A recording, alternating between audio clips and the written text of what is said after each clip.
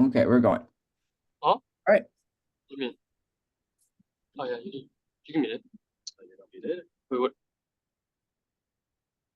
Okay. Now we're going. All right. Okay, hello everyone. Welcome to our final Dean's Digital Cafe of Spring 2024. I'm William Letzu, Assistant Professor in Biological and Chemical Sciences at New York Tech.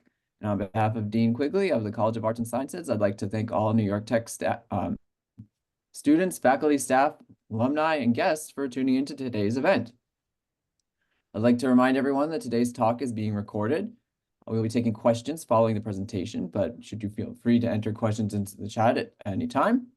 I'd like to invite you to join our Dean's Digital Cafe course on Canvas, the link to which I'm about to post in the chat, where you can view recordings of today's talk and other past events. Okay, so with that, before introducing Dr. Youssef, today's speaker, I'd like to acknowledge the land.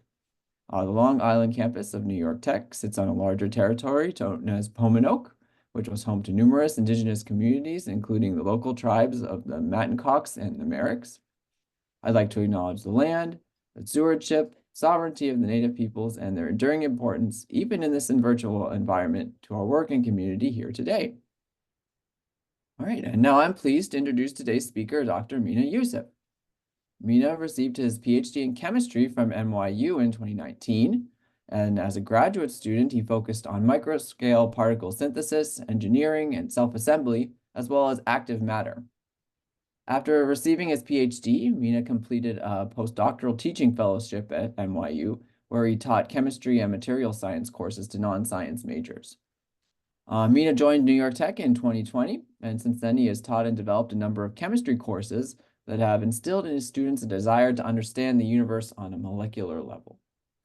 In addition to his role as a teaching assistant professor, Mena, as many of you will probably know, is also the program director at New York Tech's combined BSDO program. So Mena's current research interests include chemical education and student-centered pedagogy, and he's currently studying the efficacy of using various educational technologies in undergraduate chemistry classrooms and enhancing course curricula guided by student feedback and performance. So with that, welcome, Mena. We're really excited to learn about the use of infographics in the classroom. Thanks a lot, Dr. Letzu, for that introduction. I'm really happy to be here. I'm happy to see everyone who's able to tune in. I will go ahead and share my screen,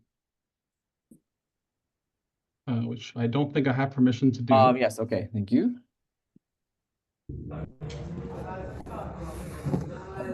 There you go, it's on. Oh, there you go. Hold on, Mena. Okay, I think you're ready. I think we're good. Okay, whenever you're ready.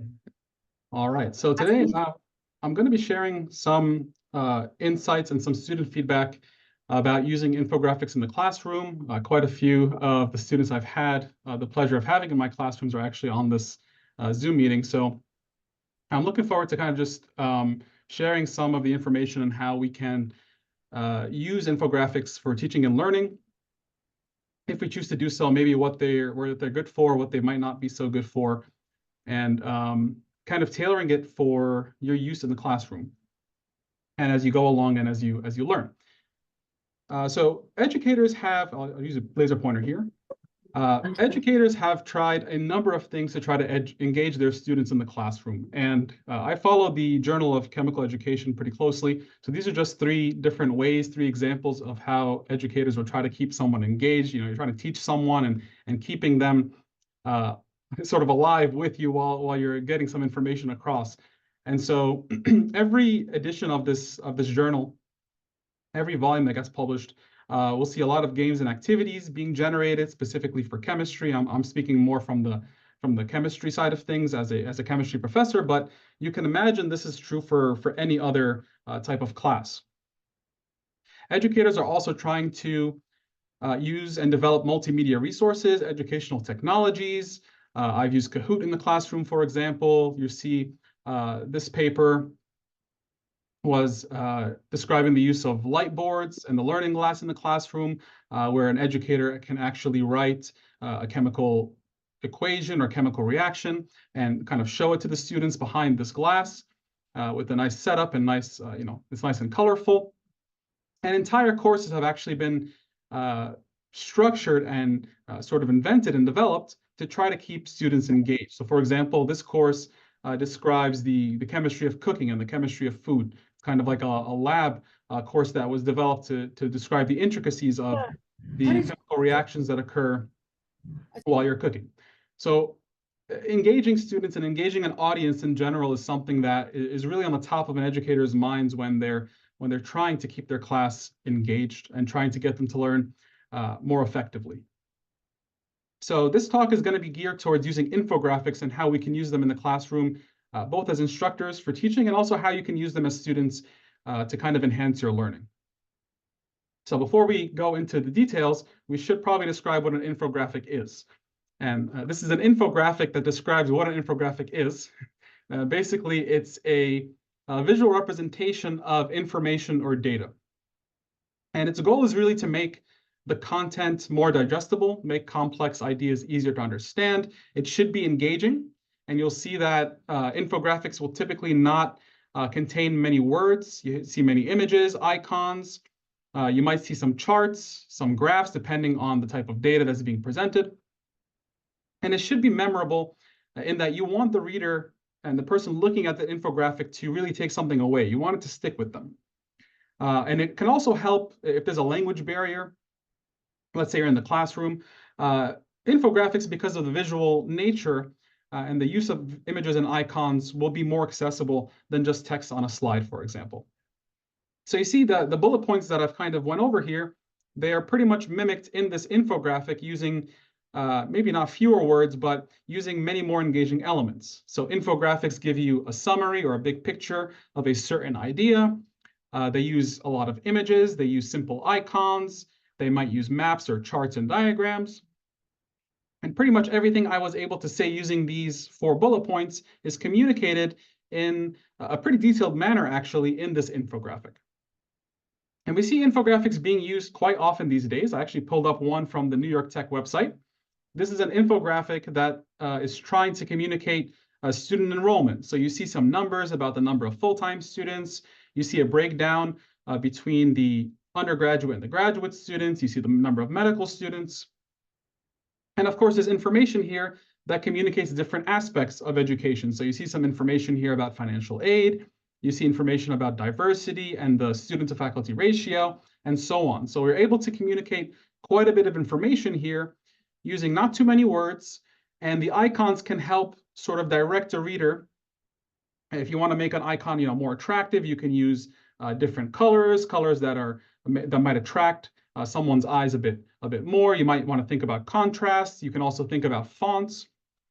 So all of these elements really help to contribute to an infographic's strength, an infographic's power to actually divert our attention and to be memorable. And in our society, I think we've started seeing infographics really everywhere, especially in the past few years after COVID. I saw a lot of these infographics on how to wash your hands. Apparently, we've been doing it wrong for quite some time. I still see some of these infographics actually on the New York Tech campus as well. So you see here, the infographic is pretty straightforward. It's very clear on what they want you to take away from this poster, right, or this infographic. They want you to learn how to wash your hands. So you see a number of steps here. They're numbered very clearly. You have both text and visual icons to show you how to wash your hands, right, in a step-by-step manner, and maybe remind you of things that you might not have on the forefront of your mind at all times. For example, turning off the tap water with a towel instead of with your hands because you just washed your hands. So why would you want to dirty them again?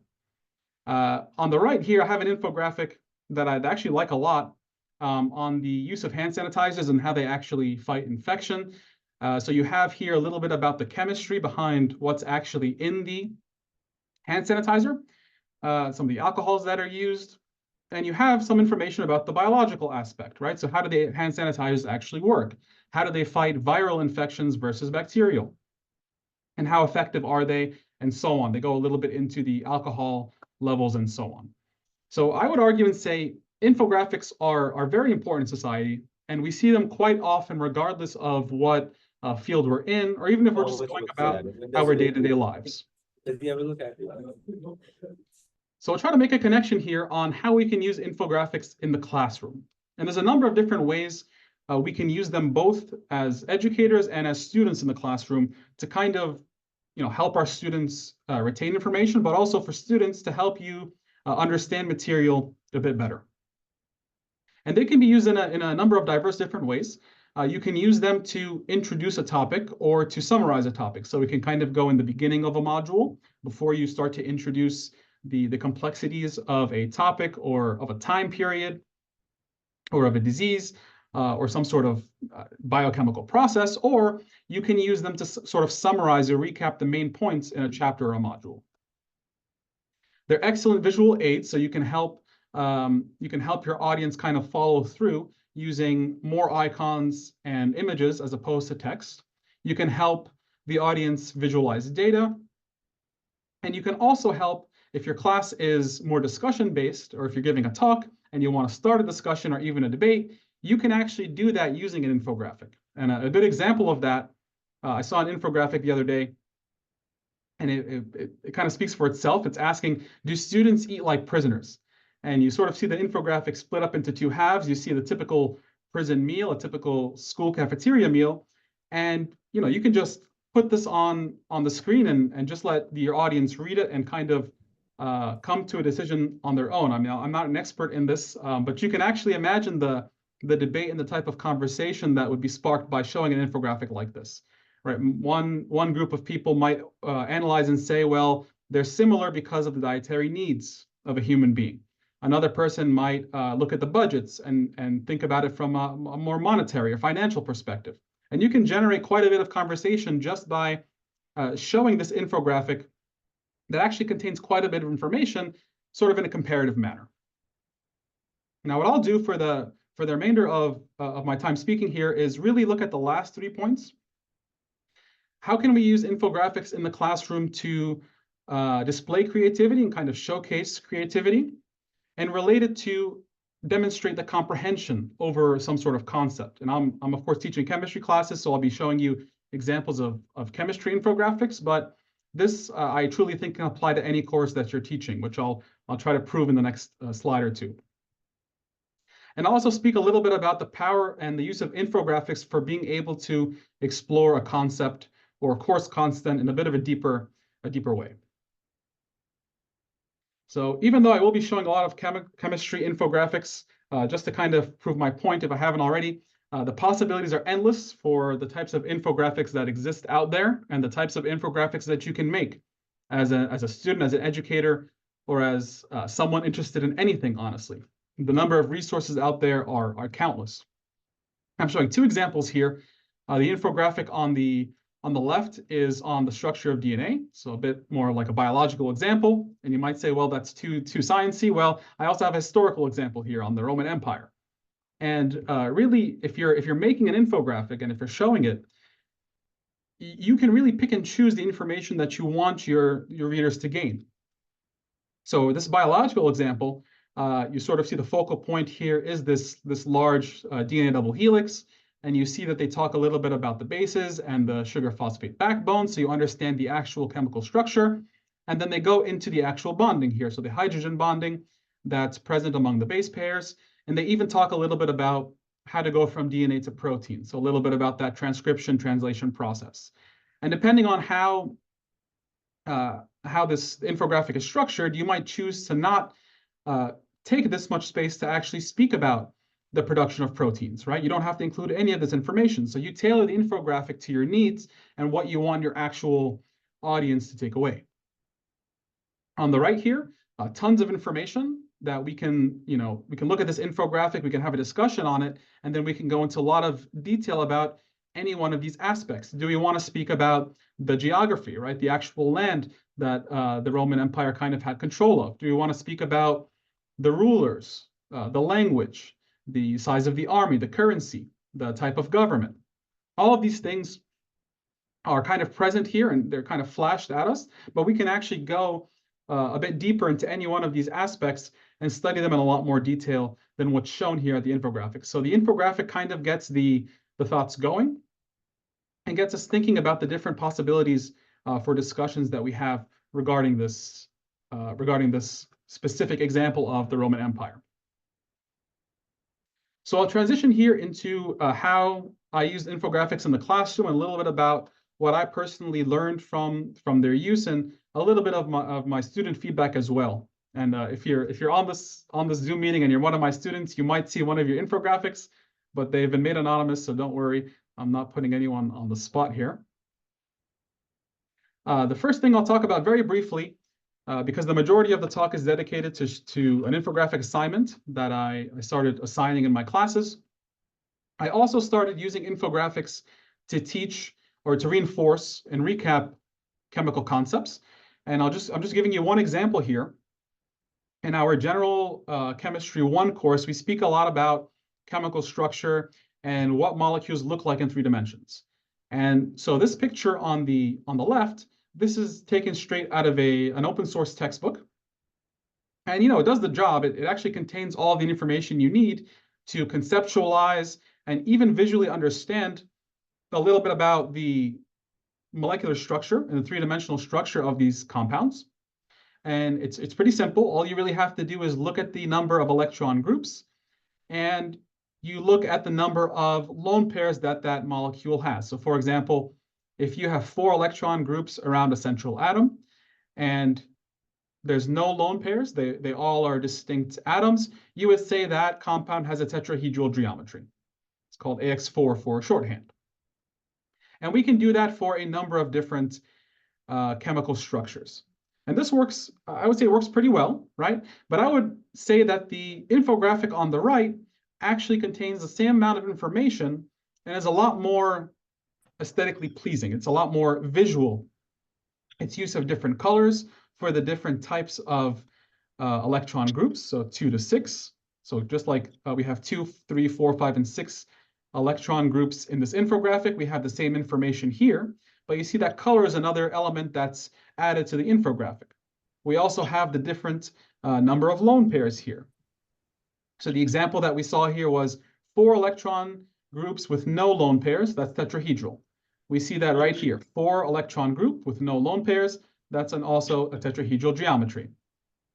So the infographic actually contains all of the same information, and it actually gives you a little bit more with the text that's involved here. It gives you some information about how you as a person can look at a molecule and identify its structure. So it gives you like a step-by-step 1 through 6 here, how to arrive at the correct shape. There's some discussion here of bonding pairs and lone pairs, and it actually tells you some limitations of the Vesper theory as well, this framework that we're using to identify molecular structures.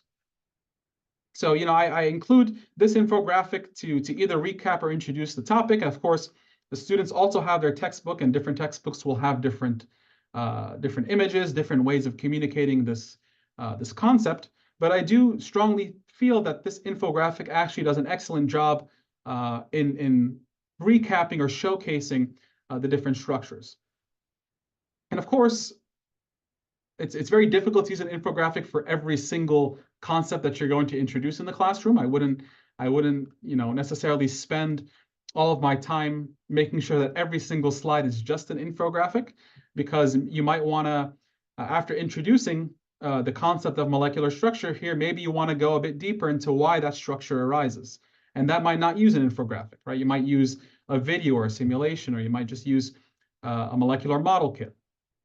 So you have to be a little bit, use some wisdom here to know when to insert those infographics. So that's one way that I've used them, is kind of just to showcase, to introduce or recap a module or concept. What I do want to spend time here discussing is the use of infographics as an actual assignment. And the first time this idea was presented to me was at a workshop. So I was attending one of the online learning consortium workshops. It was actually discussing the designing of a flipped classroom model. And one of the really strong and excellent pieces of feedback I got was while it might be difficult to flip a chemistry classroom 100%, so having every single class session be flipped where the students do a lot of the work at home and kind of come to class just ready to solve problems, you might have more luck in flipping some aspects of your course. And one of the things that was suggested to me was, why don't I use infographics as an assignment to have students actually demonstrate their comprehension of a concept? So I thought about this a little bit, and I decided to actually assign an infographic project as a group assignment for my students at the end of the semester. And one of the reasons why I thought this was a good idea is to kind of diversify the opportunities for assessment. And I went online, I looked at a few syllabi for science courses. So this is a mix of some chemistry courses, physics courses, and I believe a computer science course as well. And you see the bulk of the grade, actually the entire course grade, is just exams and maybe a lab portion as well. Right, so you have, in this case, 2 exams and a final, 2 exams and a final, and there you have it, your 100% of your overall grade. And exams are important. I use exams in my course as well, but there might be other opportunities for allowing students to kind of showcase that they were able to master your course content. So this is the course syllabus that I use, the grade breakdown for my General Chemistry 1 course. You see, I still have exams and a final exam, and it's the bulk of the grade. It's 50% of the overall grade. We also have 25 dedicated to the laboratory portion. But I do have some other opportunities here where students can kind of demonstrate their mastery over course concepts and the time that they put into actually doing this work. So I do have a significant portion of the grade dedicated to homework, because homework takes quite a bit of time, and it's used to sort of reinforce the lecture concepts. I also had a few quizzes and some in-class activities that counted towards participation. And then I did dedicate 5% of the overall grade to this infographic project. So I'll speak in a bit more detail about how I structured this project. And like I said earlier, I actually show you some of the infographics that my students developed, and I'll talk a little bit about their feedback as well.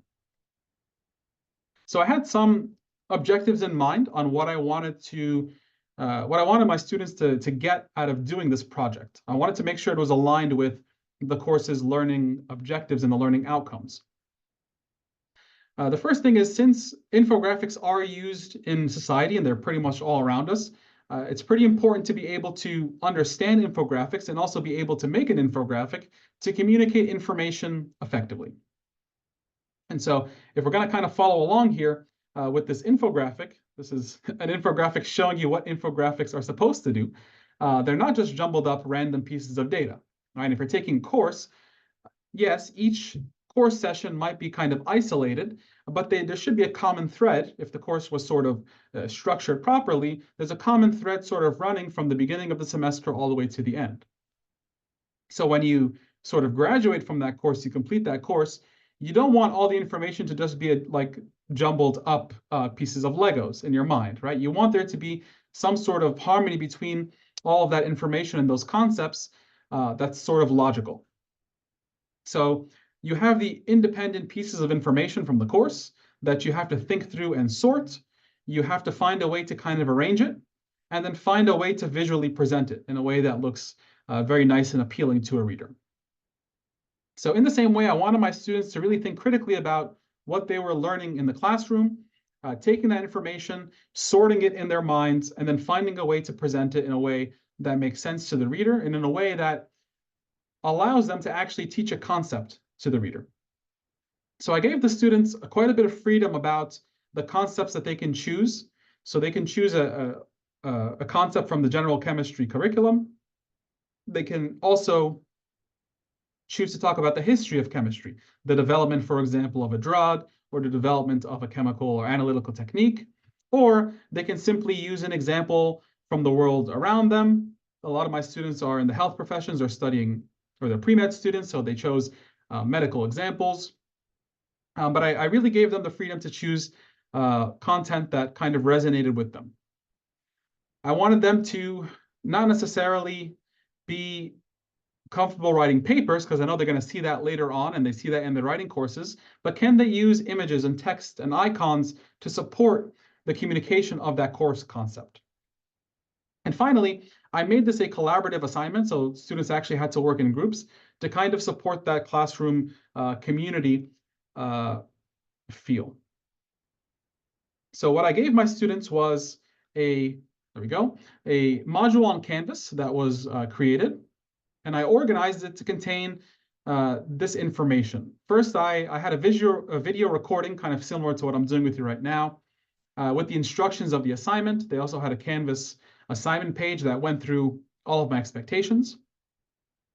I provided them with a few sample infographics on ones that I found online that I thought were very powerful and really did a great job communicating chemical concepts.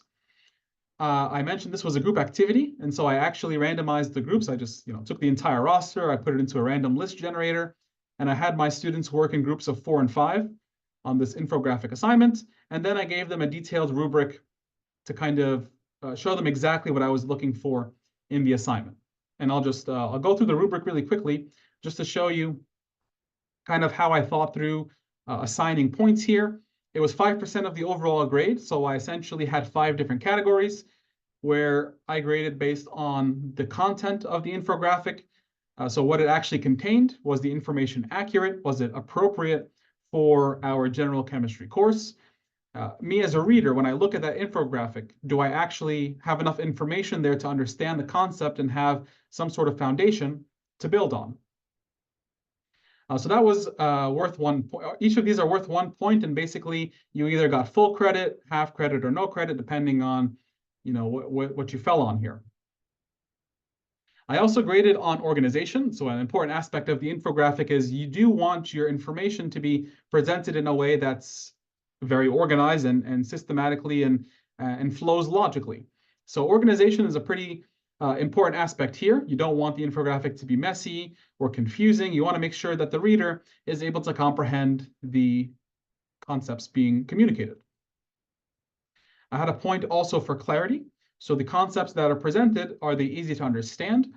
Do all of the elements that are present on that infographic contribute to understanding that concept? So do you have unnecessary text or images there that are not being referenced? Or does everything actually work to sort of form a cohesive sort of narrative there where the infographic works very well, the text and the images and even the colors being used work very well to communicate the information being presented?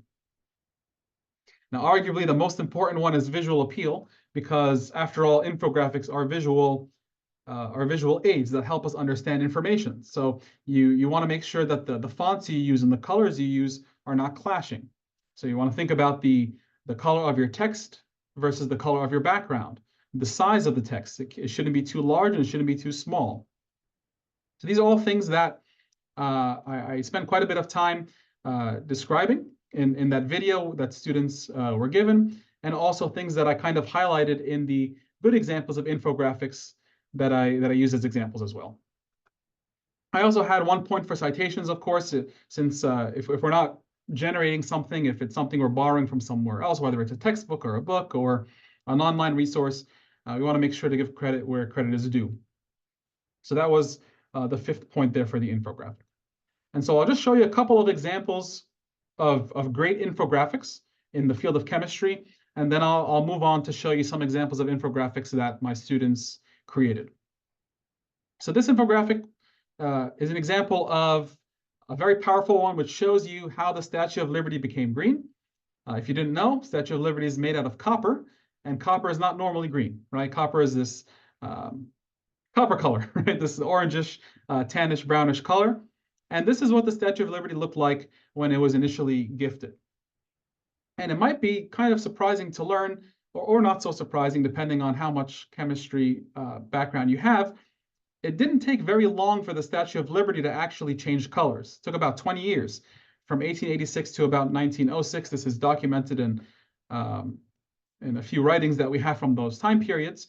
But it didn't happen in one shot. There was actually a gradual change in the oxidation of the Statue of Liberty from just copper metal to the copper complexes that we have at the present day.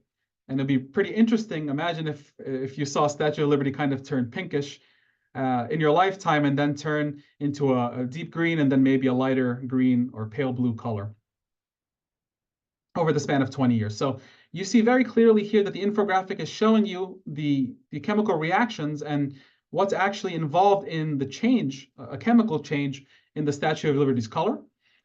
We see that oxygen is involved, right? So oxygen is going to bind to this copper somehow. We also have some sulfuric acid, perhaps from acid rain.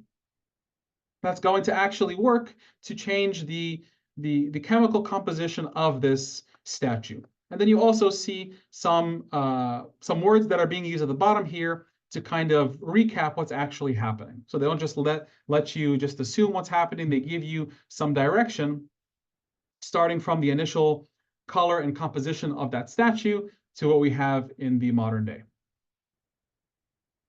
I'll show you one more example regarding the color of fireworks. And so, you know, every year, 4th of July, we go outside and we see a lot of fireworks, and there's many different colors out there. And it turns out those colors are because of the different salts that are being used in those fireworks. So we have here the infographics showing us the different colors and the different salts involved. And they're showing us the different ions that are involved in those salts that contribute to those colors. So for example, strontium gives us like a red color. Sodium might give us more of a yellowish color. And the colors are very intentional here to kind of contribute to the takeaways, right? They want you to take away that different colors are combining to give you certain, or I should say certain chemicals are combining in certain ways and ratios to give you certain colors in those fireworks. So they talk a little bit about the chemicals involved. They're also mentioning some of the actual contents in those fireworks. So the fuel, what's being used as an oxidizer, what's actually used to hold all these things together, the binders.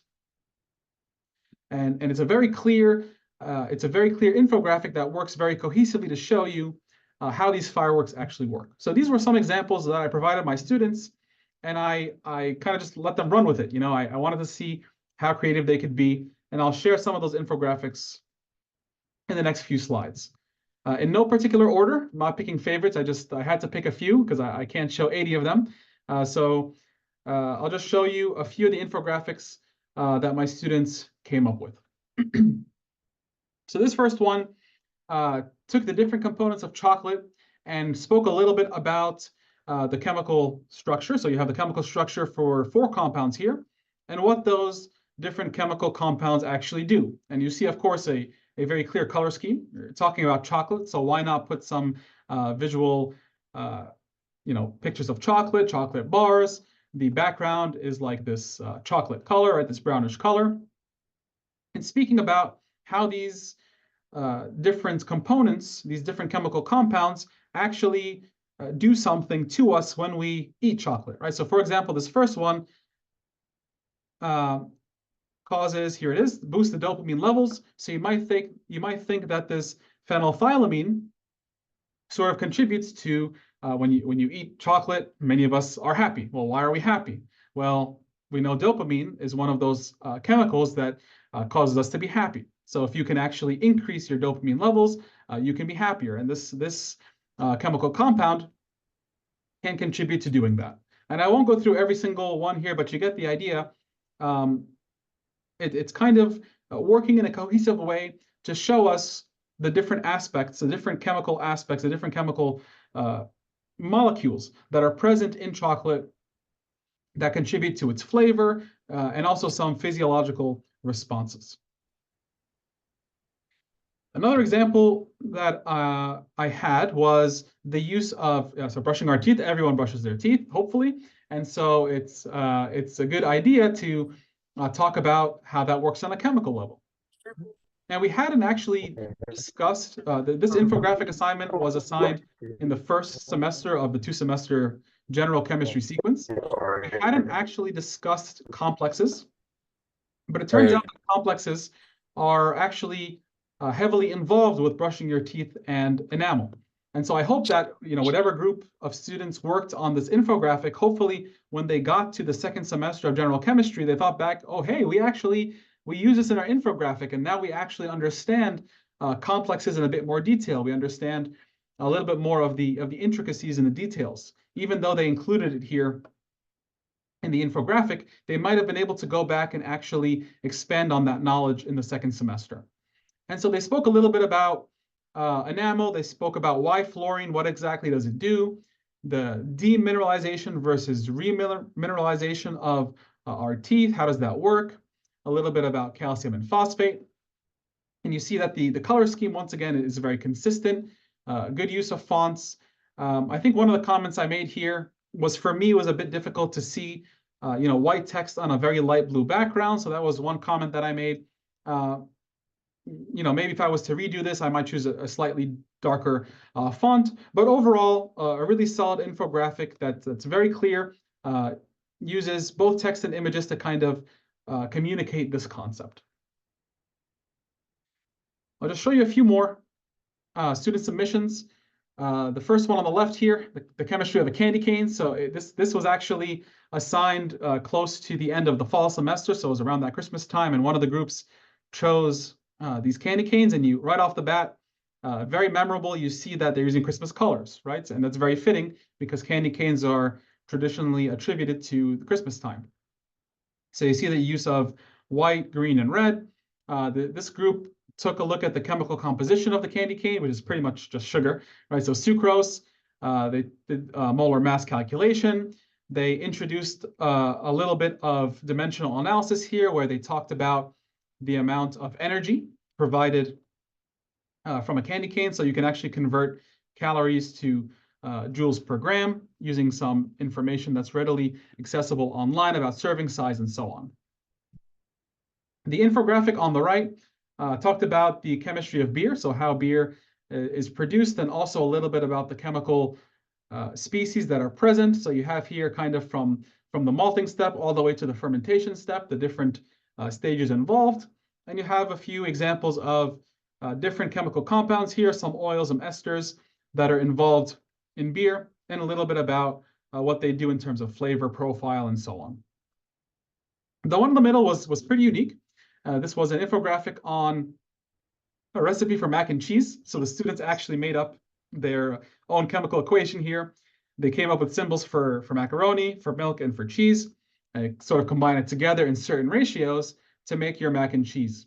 And they used essentially dimensional analysis to study 3 different aspects of this chemical equation. And so they used dimensional analysis here, which is just really a fancy word for converting from one unit to another to decide on the calories per serving, the cost, and the number of servings you can make if you start with a certain amount of starting materials. You go to the supermarket, you buy 10 ounces of milk, 10 ounces of macaroni, some cheese. How many servings can you actually make? So there's a really unique and interesting way to kind of bring all of the course concepts together in an engaging and visual manner.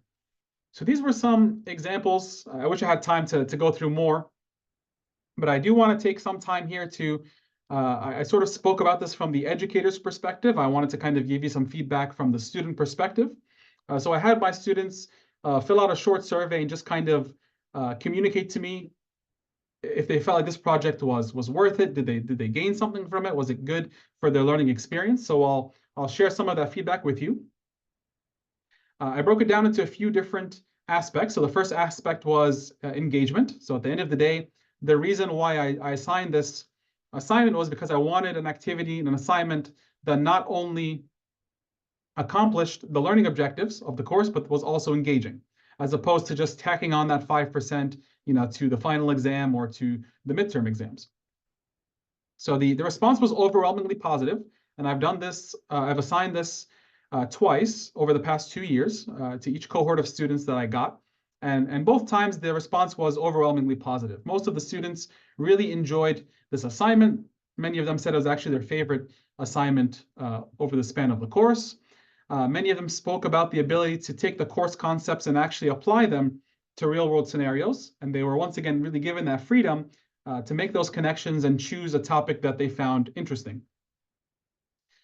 They found it interactive, and many of them said that it was it added an interesting dimension to their learning experience, where they were able to kind of take the concepts that were introduced in class and apply it to a real world scenario, and then kind of take that and run with it and use that to communicate with their audience, which in this case was me and a few of their fellow peers. Now I'll talk a little bit about learning outcomes as well, right? So were the learning objectives actually met? Number one, I wanted students to be creative, right? Number two, I wanted students to work in groups. And number three, I wanted them to kind of, once again, take a concept and run a bit deeper with it, understand it in a bit more detail. And so I saw a lot of comments from students appreciating the ability to kind of be creative here and advance or make the connections of the topics that, once again, we discussed in the class to other subjects. So you saw some examples there. If I go back here for a second, a lot of biochemistry here, right? A lot of these, even though we haven't talked about biochemistry in general chemistry just yet, they were able to make some connections about how these compounds are connected to neurotransmitters or other compounds that are biologically active. You saw this is an example of also in healthcare, right? Brushing your teeth.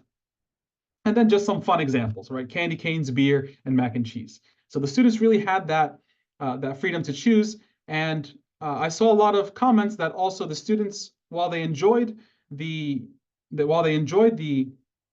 assignment, they didn't worry too much about the grade because they had a very detailed rubric about what I was grading on.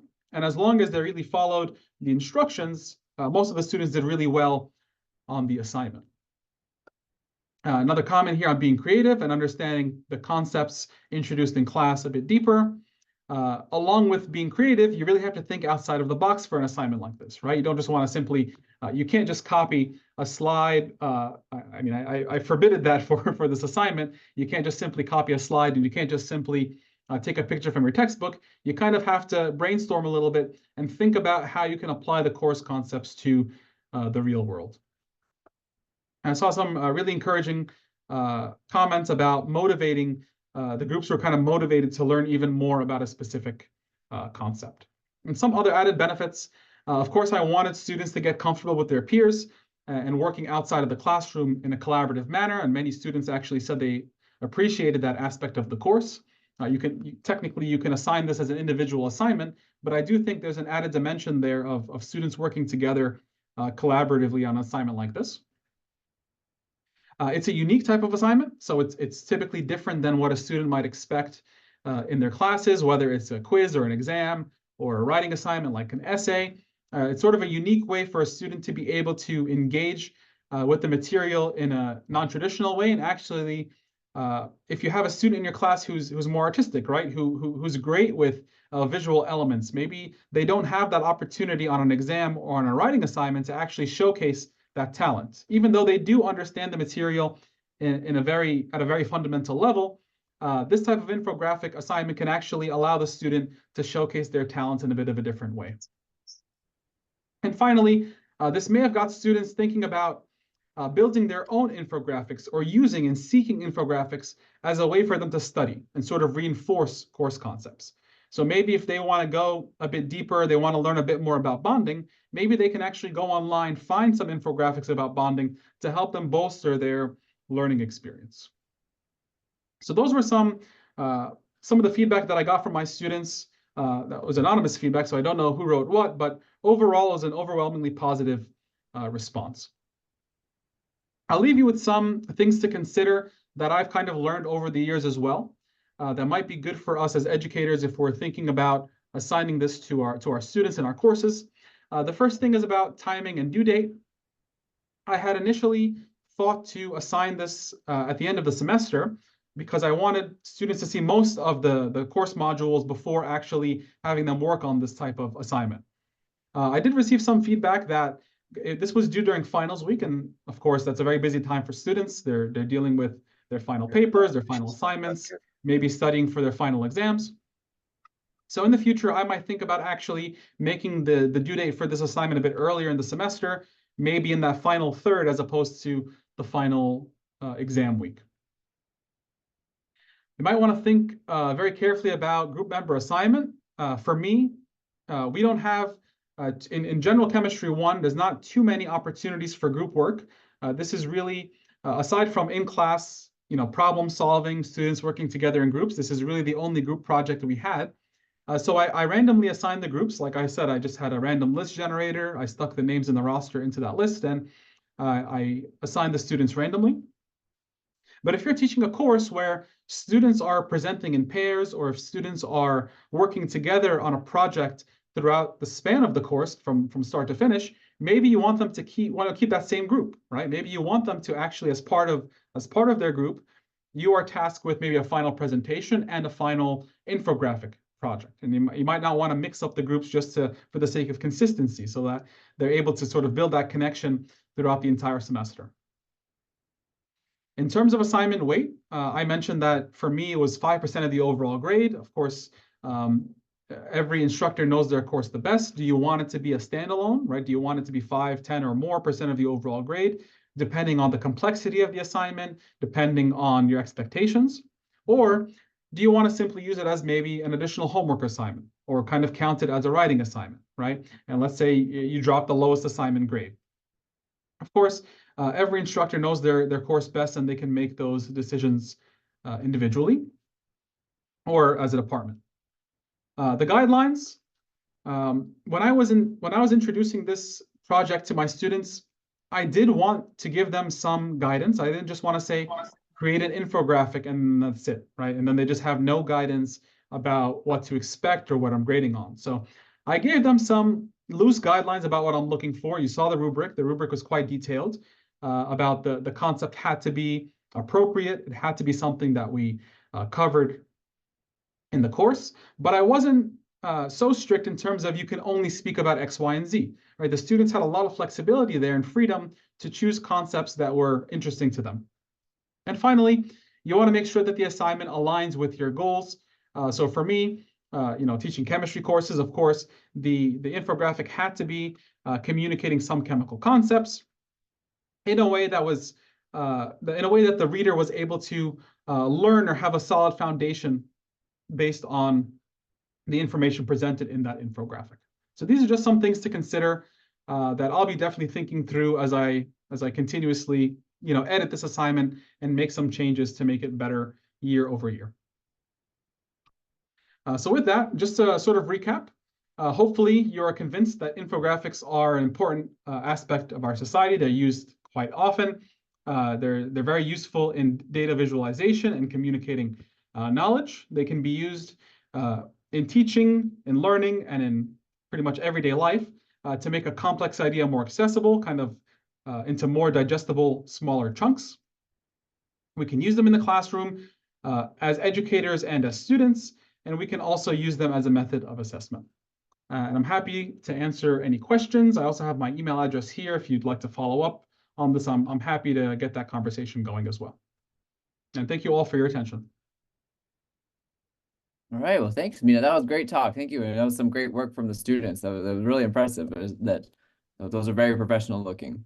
Do you have any questions from the students or otherwise?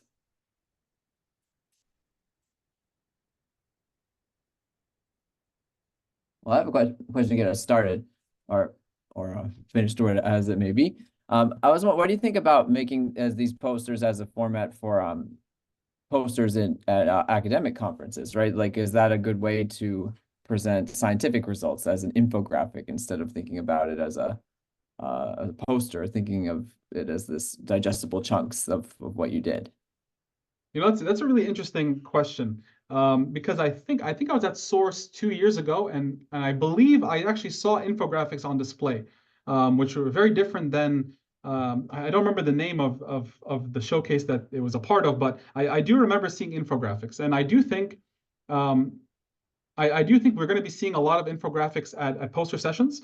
Granted, the conference they might have limitations on what you can show. Maybe you have to use a specific format or something like that. But I definitely think we will be seeing an increase in the number of visual elements, because you might be looking at a poster, it might be an infographic and you don't even call it an infographic, right? Because it's actually formatted in the same way, using icons and visual elements and less text, right? So I would not be surprised if we see infographics at academic conferences moving forward. Yeah, I think they're great. I think they're a great way to just distill the information, what the essentials, and just as visuals, not as like a book on a page, right? It's been right. That's a different type of way to engage with the information. Let's see. I think I had a question from Brian. He says, do you have plans to engage communication arts departments for any like help with this? I think that's a great idea, actually. I'll make a note of that because I haven't thought of that previously. I think they would. Yeah, I think they could make it. I mean, already. I mean, from what I saw, like they're already pretty professional looking. You know, it's like I think like, but maybe they can do even more. You know, who knows what else is possible. Yeah, so in case anyone's curious, a lot of these infographics were made either using PowerPoint or using Canva. Canva is a really big tool that people are using to create flyers for events, infographics, even presentations. So, and it's free to use. They have a lot of templates there. I saw a lot of awesome templates that my students were using there. It's free, so Yeah. it's a really powerful and strong tool you can use. Right. I think that's probably like you said, like a bigger part of why we're seeing so many of them these days, right? That there's more of these tools available. It's much easier for people to, you know, make very professional looking things, and it's very effective too, right? I think like all the technology we have for these. Absolutely. Any comments or questions from the students? Well, we know this was all your work. Any like comments about how you felt about the assignment, or how you'd like to see it again?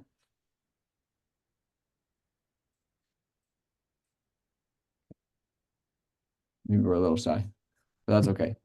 All right. Well, anyway, I think with that, well, thank you, Mena, and thank you again, all of you again, for joining us here today. This talk, brings our series to a close for the term. So finals will be upon us soon, and I'd like to wish everyone, students and the faculty alike, the best of luck. I hope you have a fantastic summer break, and we'll look forward to seeing you in the fall when a new group of New York Tech faculty will tell us about their research and insights into a range of topics in art, science, and well-being. As always, don't forget to check out our Canvas course for any archives of talks you may have missed. Okay, signing off. Bye. Take care. Thank you all.